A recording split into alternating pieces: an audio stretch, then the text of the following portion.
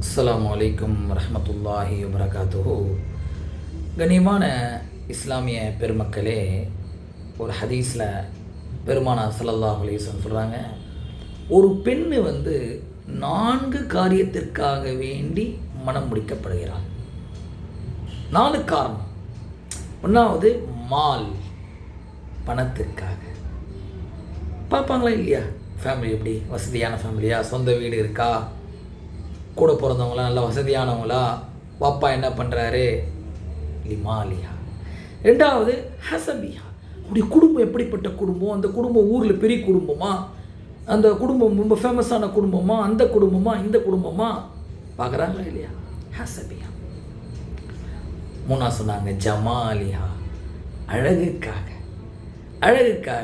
இன்றைக்கி மாப்பிள்ளை எவ்வளோ கருப்பாக இருந்தாலும், எனக்கு பொண்ணு நல்லா சோப்பாக பாருமா, பொண்ணு கொஞ்சம் சோப்பாக பாருமா, அப்போதாம்மா வெளில கூட்டு போனால் நல்லா இருக்கும்.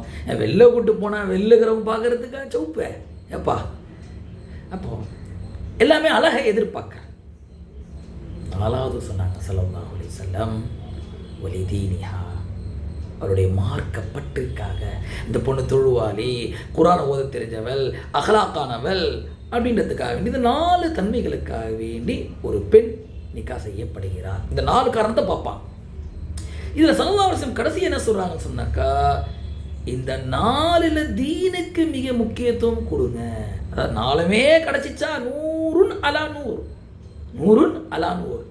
ஆனால் இந்த 4ல் ஏதாவது ஒன்றில் ஏற்றத்தாழ்வு இருந்தாலும், பணத்தில் கொஞ்சம் குறைச்சல் இருந்தாலும், இல்லை ஃபேமிலியில் கொஞ்சம் குறைச்சல் இருந்தாலும், அழகில் கொஞ்சம் குறைச்சல் இருந்தாலும் பரவாயில்லை வாப்பா, தீனில் குறைச்சல் இருந்துவிடாது வாப்பா, தீனில் குறைச்சல் இருந்துடக்கூடாது என்பதாக சொல்கிறாங்க. சரி, இந்த ஹதீஸ் செஞ்சு அப்படி சூரா மரியமில் ஒரு ஆயத்திற்கு, ஓமா நதனஸ்ஸலு இல்லா பி அம்ரி ரப்பிக். ஜிப்ரீல் அலைஹிஸ்ஸலாம் ஸல்லல்லாஹு அலைஹி வஸல்லம் அவங்களுக்கு வஹியை கொண்டு வருவாங்க அடிக்கடிக்கு.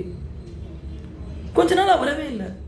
ஸல்லல்லாஹு அலைஹி வஸல்லம் ஜிப்ரீல் அலைஹிஸ்ஸலாம் கொஞ்ச நாள் கழித்து வஹியை கொண்டு வரும்போது, என்ன ஜிப்ரீல், நான் உங்களை ரொம்ப நாளாக எதிர்பார்த்துட்டே இருந்தேனே, நீங்கள் வரவே இல்லையே, நீங்கள் ஏன் வரவே இல்லை இவ்வளோ நாள்? ஜிப்ரீல் அலைஹிஸ்ஸலாம் சொல்கிறாங்க, யா ரசூலல்லாஹ், அல்லாஹ் அனுப்பிச்சா தானே நான் வருவேன், நான் என் இஷ்டத்துக்காக வருது. ஒமா யந்திகு அனில் ஹவா இன் ஹுவ இல்லா வஹ்யு யூஹா. நபி ஸல்லல்லாஹு அலைஹி வஸல்லம் எதை பேசினாலும் வஹியாக எது அல்லாஹ் சொல்லுவானோ அதை தான் அவங்க பேசுவான். அப்போ ஜிப்ரீல் வரதா இருந்தாலும் அவங்க இஷ்டத்துக்கெல்லாம் வர முடியாது. அல்லாஹ் தஆலா அனுப்பி வச்சதான் வர முடியும். ஆனால் ஸல்லல்லாஹு அலைஹி வஸல்லம் அவங்க ஜிப்ரீல் அலைஹிஸ்ஸலாமுடைய வருகையை எதிர்பார்த்தான். ஏன்? ஜிப்ரீல் அலைஹிஸ்ஸலாம் அல்லாஹ்வுக்கு நெருக்கமான, ஜிப்ரீல் அலைஹிஸ்ஸலாம் உயர்ந்தவங்க, பரிசுத்தமானவங்க. எனவே இந்த ஹதீஸையும் இந்த ஆயத்தும் அடிப்படையாக வச்சு ஷேக் சாலிஹ் இப்னு உஸைமீன் ரஹிமஹுல்லாஹ் சொல்கிறாங்க, எப்படி நல்லவங்க வீட்டுக்கு வரணும் அப்படின்ட்டு ஸல்லல்லாஹு அலைஹி வஸல்லம் எதிர்பார்த்தாங்களோ, அதே போல் ஒரு ஆண் எதிர்பார்க்கணும், ஒரு பெண் எதிர்பார்க்கணும். நான் யாரோட வாழ்கிறேனோ வாழ்க்கை ஃபுல்லாக நான் யார்கிட்டயே இருக்கணும், அவங்க நல்லவங்களாக இருக்கணும்.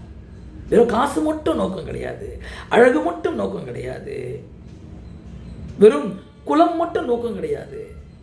தீன் அவசியம். இந்த தீன் தான் ஒரு மனுஷனை முத்தாக்குது, வைரமாக ஆக்குது, வைடூரியமாக ஆக்குது. எனவே தான் ஸல்லல்லாஹு அலைஹி வஸல்லம் எதிர்பார்த்தாங்க ஜிப்ரீல் அலைஹிஸ்ஸலாம் வரத. எனவே ஒரு கணவன், ஒரு மனைவி எதிர்பார்க்கணும், நான் யாரோட லைஃப் லாங் இருக்கிறேனோ அவர் நல்லவராக இருக்கணும், அவர் சிறந்தவராக இருக்கணும், அவர் மார்க்கப்பட்டுள்ளவராக இருக்கணும், அவர் அல்லாஹுக்கு நெருக்கமானவராக இருக்கணும். எனவே அல்லாஹ் தஆலா நம் அனைவர்களுக்கும் இந்த மாதிரி பாக்கியத்தை வழங்குவானாக. ஆமீன். அஸ்ஸலாமு அலைக்கும் வரஹ்மத்துல்லாஹி.